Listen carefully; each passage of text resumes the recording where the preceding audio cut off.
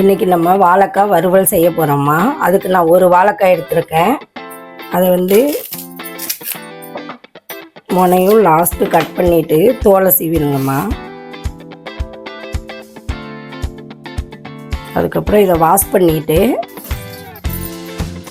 Round ஷேப்பில் cut பண்ணிக்கணுமா. ரொம்ப மெல்லிஸாக cut பண்ணாதீங்க, கொஞ்சம் ஓரளவுக்கு தடியாக கட் பண்ணிக்கணுமா.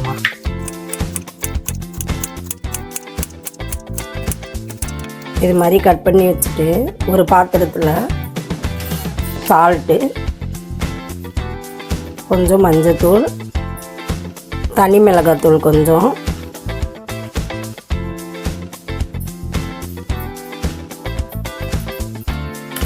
வீட்டில் ரெடி பண்ணி வச்சுருக்க குழம்பு தூள் ஒரு ஸ்பூன் போட்டுக்கிறோமா. அதுக்கப்புறம் கொஞ்சம் பெருங்காயத்தூள். வாழைக்காய் கேஸ்னால கொஞ்சம் பெருங்காயத்தூள் சேர்த்துட்டா நல்லா இருக்குமா. லைட்டாக தண்ணி தெளிச்சிட்டு இதை அப்படியே நல்லா பிசைஞ்சு வச்சிடணுமா. திக்காக இருக்குன்னு தண்ணி ஊற்ற வேண்டாமா, ஏன்னா கொஞ்ச நேரத்தில் அதுவே கரெக்டாக வந்துடும்மா.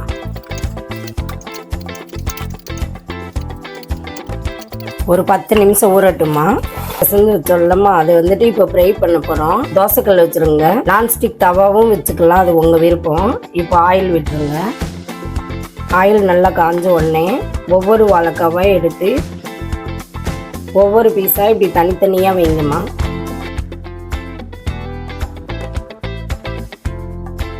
ஒரு கொத்து கருவேப்பிலை போட்டுக்கோங்க, நல்லாயிருக்கும்.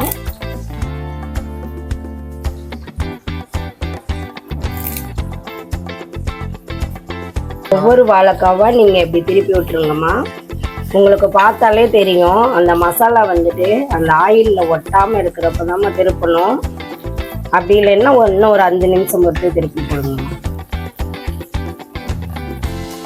ஆயில் கம்மியாக இருந்தால் மட்டும் ஆயில் விடுங்கம்மா, இல்லைன்னா அதுலேயே வெந்து வந்துடும்மா.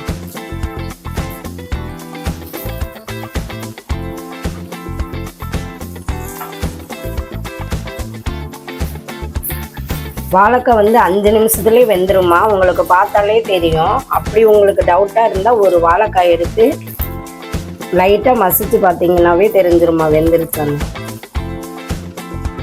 இது தயிர் சாதம், சாம்பார் சாதம், லெமன் சாதத்துக்கெல்லாம் நல்லா இருக்குமா. நீங்கள் இதை ட்ரை பண்ணி பார்த்துட்டு கமெண்டில் சொல்லுங்கம்மா.